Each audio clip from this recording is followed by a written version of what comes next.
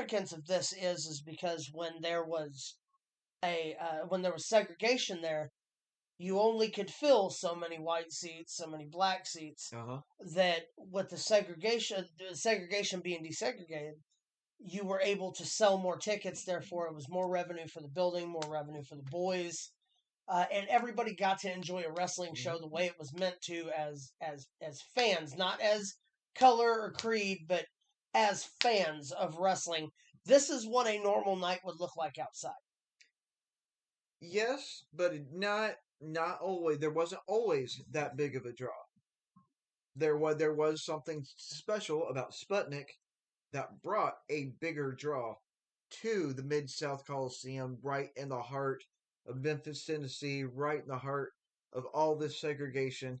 The only place that is desegregated, which this is what it looks like now. Yeah, this is what. No. This is with the ring set up. Yes, this is a colorized black and white photo that I found. Okay. This is the way that the stadium was set up. You had all these seats up top in the purple, then you had the green hill, is what they called it, the hill. That green hill there was row seats, numbered seats. And then, of course, you have your floor seating. This is what a normal setup for Mid-South Wrestling from the Coliseum looked like. I'm going to say this photo was probably... And so if you got a wrestling ring... Early 80s. You got a wrestling ring set in the middle of that, you're going to have... you might have half that first section there filled up with white people, all the black people, no matter how many. Maybe there's one person in the white section, and there's 20 black people. They all got to sit up in the balcony. Normally. Now, they can all fill in. And there's the biggest draw at the time for all of that was Sputnik Monroe. Do we have the next picture yet? This, of course, is what the crowd looks like desegregated. I wanted to show you what it looked like while wrestling was going on. If you notice in your picture of the crowd here, there is ethnicities of all different races and cultures up here sitting shoulder to shoulder. You can see where the green hill is. Through the background, you can see the seating arrangements, and up here, you really don't see anybody up top there. That's mostly just a balcony seat, which that speaks volumes for the time. But because they didn't have to sit up there. Right. People weren't forced to. One of the most famous wrestling matches, or set of wrestling matches to take place in the entire Memphis, was when Jerry Lawler and Andy Kaufman did the slap heard around the world, and then they did that big wrestling. That actually took place in the center of the Mid-South Coliseum, in the height of the desegregation, where it was new to see that kind of thing back as soon as, the 70s on TV. Or 80s on TV. It's insane to think that this picture right here, there was very little video footage back then. Yeah. I had a hard time finding pictures. Yeah, this is the infamous headlock from Andy Kaufman to Jerry Lawler. Okay. To which Apollo drove him, broke his neck. He laid in the ring, made him bring an ambulance in and shit to cart him out so he could stay part of the character. One of the biggest things to ever take place in Memphis in the 80s. This is, of course, what the Memphis Stadium looks like now from the outside. And they are in works of trying to get money for renovations and rebuild it. From my understanding, most of the citizens from Memphis were had started a Save This Mid-South Coliseum foundation, I guess you want to call it. Can you find it on Facebook? Yeah, let me find that. Here we go. This is the Save the Mid-South Coliseum. It's a Facebook group that I found. The main admin is Scott Schaefer. I contact him if you want to try to... Yeah, contact Save the Mid-South Coliseum on Facebook groups. Yeah.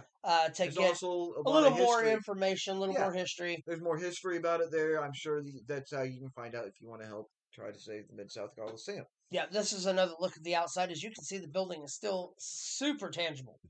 Like, it wouldn't take a lot to renovate and get this place back up to par, which I believe they have now, as the filming of this and the picture that this was taken from. It was really just a storage unit at the time, for boats and whatever else we saw when you watch the episode. Do go back, do yourself a favor, and watch the episodes. Sputnik has talked about, as you can see here, mid wrestling. He's talked about numerous times with very interesting. He had a very interesting heel gimmick, from what I Yes. understand. How did he get that Yes, over? because, well, the connection between Sputnik and the Coliseum is Sputnik was constantly everywhere he went, was known to be arrested numerous times for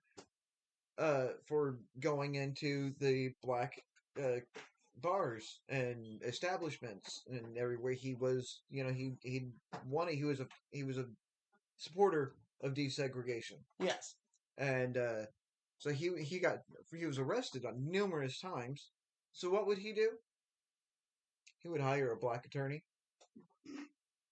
just to get that Just further yeah, jab at the he establishment. never won.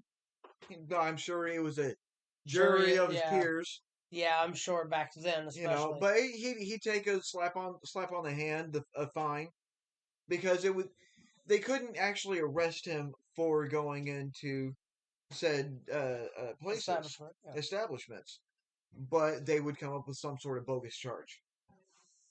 You know, That sounds you about right know, for the time. yeah, yeah. So he would actually take free tickets and stuff And into these yes, yeah, he establishments, started going in. He'd give away free tickets. He'd just hang out with them.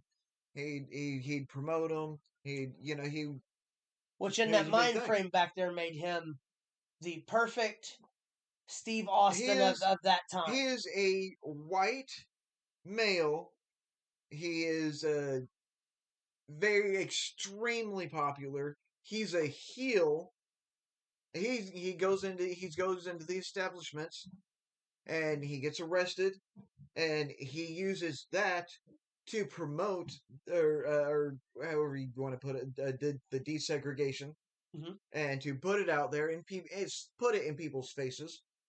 He uses his celebrity to try to help desegregate everything, and this pulls in these massive amounts of black uh, patrons into the Coliseum, Just wanting to see this man wrestle. which allowed the Coliseum to hold an attendance record that I don't actually have the record number, but they held the record up until the Monday Night Wars.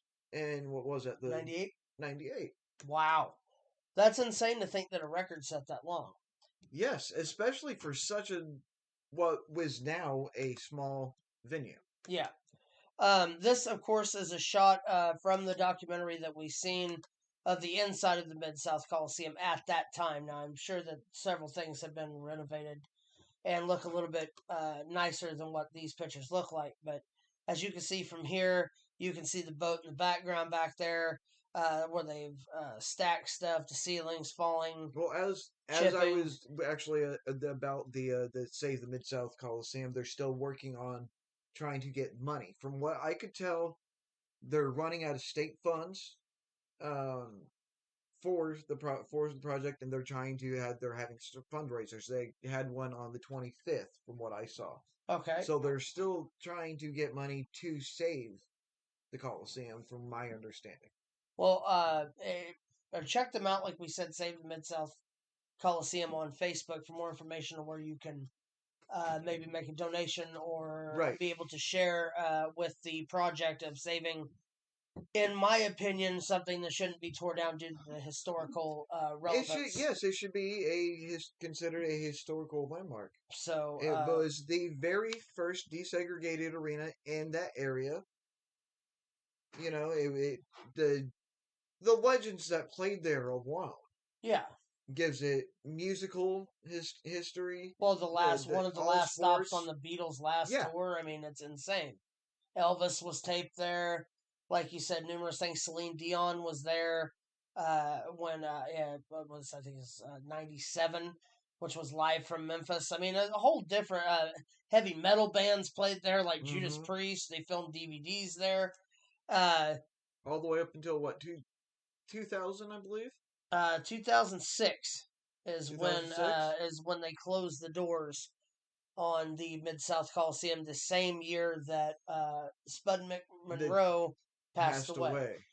This is a picture of him from one of the later events during the Hall of Fame induction. As you can see, he's standing next to a picture of himself, which doesn't look like the same person at this point. No. Yeah, Sputnik and the Mid-South Coliseum both kind of went another trip in the same year. Mm-hmm. It's insane to think about. It makes you wonder if there was just such a connection there because of everything. Yeah. It was a piece of him went, and maybe it was just the last piece. It could very well be. Well, I hope that everybody enjoyed the first episode of Tales from the Turnbuckle. Yes. We will be doing this again. Now, at the end of every show, we will do a Rec of the Week. That Rec of the Week will not just include professional wrestling. It could be songs, movies, poems, books, whatever you have to rec. And Max come up with Rec of the Week this week, which is... Did I? Yes. It was music. Yes. Electric Worry by Clutch. Electric Worry by Clutch. You said pretty good, nice sounding Memphis blues. I use Amazon Music for my music. Also, not a sponsor, but you should be. I'm a promotional whore, and I will sell the shit out of all your shit. Merch store! Merch store! Gotta just throw it out there. Streamlights.com/Pro Wrestling Throwdown. Merch store. Buy our shit. But anyway, where were we? Rec of the Week. Rec of the Week. Clutch. What do I... Electric Worry. Electric Worry. I cannot see that. I got to get my glasses later when I do the real podcast. The live one, which will be around 5:30-ish. Today, Sunday. Depending on when you're watching this, I guess. Every Sunday, 5:30-ish. Yeah. We will go over the Great American Bash that is taking place tonight. We will go over SummerSlam picks. We will cover a little bit of SmackDown, Raw, and all the interesting things that have taken place around the world.